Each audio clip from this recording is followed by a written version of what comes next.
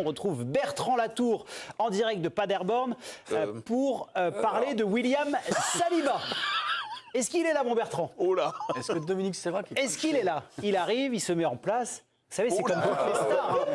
Ah, Bertrand Latour. La terrasse est vide. Il est venu dans la zone mixte. Bertrand, c'est la tendance, l'information du jour. William Saliba pourrait débuter face à l'Autriche.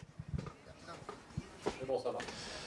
Oui, exactement. William Saliba faisait partie de la mise en place concoctée par Didier Deschamps dans l'équipe des titulaires. Il était aligné aux côtés de Dayot Upamecano. C'est une surprise par rapport aux antécédents, à la campagne victorieuse ou presque qu'avaient connu les Français en 2022 au Qatar. Mais ça répond aussi à une logique de la forme du moment où la saison de William Saliba, pour tout le monde quasiment, a été parfaitement réussie à Arsenal et la fin de saison notamment de Ibrahima Konaté a été beaucoup plus contrastée. Bertrand, rassurez-moi, vous êtes tout seul ou vous êtes avec Loïc Tanzi? Non, Loïc Tanzi, vous voulez qu'il intervienne? Non, pas du tout. Non, non, absolument pas. Non, laissez-le tranquille. C'était pour être sûr, parce qu'on a mis du temps à vous voir à l'antenne. C'était pour savoir ce que vous faisiez. Je laissais ma place à Loïc Tanzi qui est en manque d'antenne et vous savez que maintenant ça a un peu gonflé son ego, sa popularité. Il fait pas mal de selfies ici à Paderborn, donc il veut apparaître. Merci beaucoup Bertrand, vous restez avec nous bien sûr pour ce thème. Alors Saliba, titulaire pour débuter l'Euro, est-ce rassurant? À cette question, deux chroniqueurs ne sont pas d'accord dans l'équipe du soir, c'est un duel. Jingle.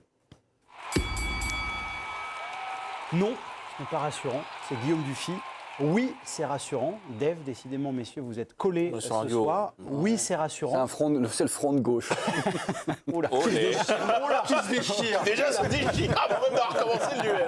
Dave, oui, pour quelle raison? Pour quelle raison? C'est le meilleur défenseur français, non seulement de la saison, mais particulièrement du moment. Moi, j'ai longtemps cru que la défiance qu'avait Didier Deschamps allait se poursuivre même jusqu'à l'Euro. On sait qu'il n'avait pas un gros crédit aux yeux du sélectionneur. Et là, il est obligé de se rendre à l'évidence. C'est le plus fort en ce moment, c'est le meilleur. J'ai plus de doutes sur Upamecano, j'ai plus de doutes sur Konaté, j'ai plus de doutes sur Pavard à deux. Sur lui, j'en ai pas. Et au moins qu'il soit là, et pour moi, c'est une bonne nouvelle. La réponse de Guillaume Dufy. Il est peut-être titulaire parce que Didier Deschamps est contraint et forcé et n'a pas d'autre choix. Des joueurs qui ont été exceptionnels, fabuleux dans leur club et qui n'ont jamais réussi à s'imposer en équipe de France. Il y en a beaucoup. Timothée l'a dit lors de la première partie. Saliba, c'est 15 sélections et très franchement, pas énormément de garanties. Alors effectivement, il est très bon, mais il y a quelques semaines encore, Deschamps avait des doutes sur lui et nous l'a expliqué en conférence de presse. Il y a encore un peu de temps, Guillaume? Non, mais j'ai rien d'autre à dire. Merci. Il garde le tout pour le golf. Je vais parler du golf, en fait. Il prend la main pour ça à chaque fois. Si pour vous, c'est rassurant, vous votez pour Dave Apadou. Si pour vous, ce n'est pas rassurant, c'est Guillaume Dufy. L'avis du président Mikou?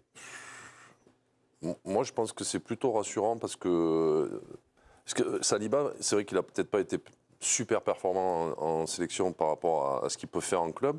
Mais je pense qu'il y avait aussi un peu de réticence et il le sentait. Et maintenant, là, le fait que Didier Deschamps, connaissant un petit peu sa manière de fonctionner, s'il veut mettre Saliba, il va l'amener avec lui pour lui donner cette confiance qui, à mon avis, le fuit un petit peu en équipe de France.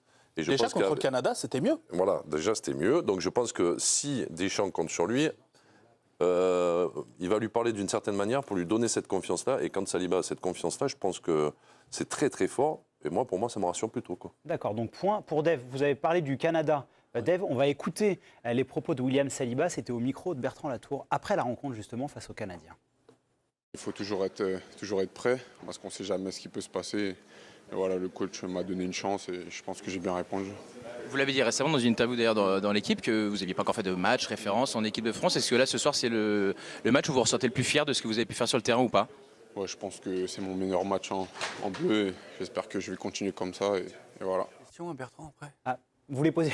Ah, pardon. Le sens du timing de Guillaume. Oui, Bertrand est encore avec nous, on ira le voir. Timothée, vous vouliez ajouter un mot sur Saliba? Non, ouais, c'est sur ce qu'a dit Johan, c'est très important cette notion de confiance. C'est un joueur qui a éclos à Saint-Etienne, donc que je suis avec une certaine tendresse. Quand il était en Gambardella, il était énorme. Quand justement, il était assuré d'être titulaire. Ses premiers matchs avec Léa n'étaient pas forcément tous très bons avec l'équipe de Saint-Etienne. Quand il a été mis en place, il a été excellent. Quand il est arrivé à Arsenal, qui avait de la concurrence, il a fait une année très moyenne. Il est allé à Marseille où on lui a redonné de la confiance. Cette année, il était en confiance. Encore une fois, c'est un joueur qui évolue vachement avec ça. et qui est peut-être pas très à l'aise quand justement ça pousse un peu trop derrière. Par rapport au fait, Régis, de changer comme ça une charnière, on rappelle quand même que l'équipe de France, avec Upamecano et Konaté, avait un peu de vécu, un peu de repères. Est-ce que pour vous, c'est forcément inquiétant ? Non, tout à l'heure, il a été évoqué la forme du moment. Moi, je trouve que quand je le regarde jouer dans son expression, il faisait des très bons matchs à Arsenal. Je pense qu'il a gagné en confiance dans son club. Quand il venait en sélection, je pense qu'il n'y avait pas de doute, mais il venait avec réticence. On ne le sentait pas totalement libéré. Et je trouve, contre le Canada, il est sorti, il y a eu une bonne agressivité défensive, il a pris des responsabilités de temps en temps aussi avec le ballon. Alors le match, on ne va pas revenir sur la qualité du match. Non, mais lui a été très bon. Sur sa prestation individuelle, dans son registre, je l'ai trouvé très intéressant. Parce qu'il a pris des initiatives sur l'aspect défensif où il est sorti très très haut parfois. 2-3 fois, il est sorti avec le ballon pour faire le décalage. Il y a le sauvetage. Et là, j'ai l'impression qu'en fait, il a pris des marques avec l'équipe de France. Donc des marques, donc de la confiance. Et... Vas-y. Ouais. Pour moi, c'est rassurant. Il y a quelque chose dans son esprit.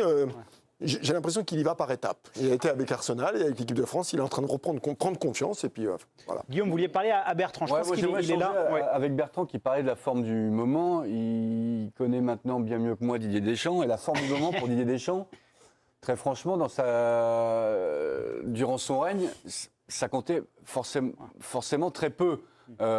Lui, ce qu'il voulait, c'était des pairs, des associations, des repères, ce qu'ont Konaté et Upamecano. Alors, comment Konaté a pu être déclassé ? Est-ce que son état de santé, parce que tu as dit qu'il faisait partie des garçons un peu malades, peut jouer aussi et peut expliquer la possible ou probable titularisation de Saliba ? Parce que normalement...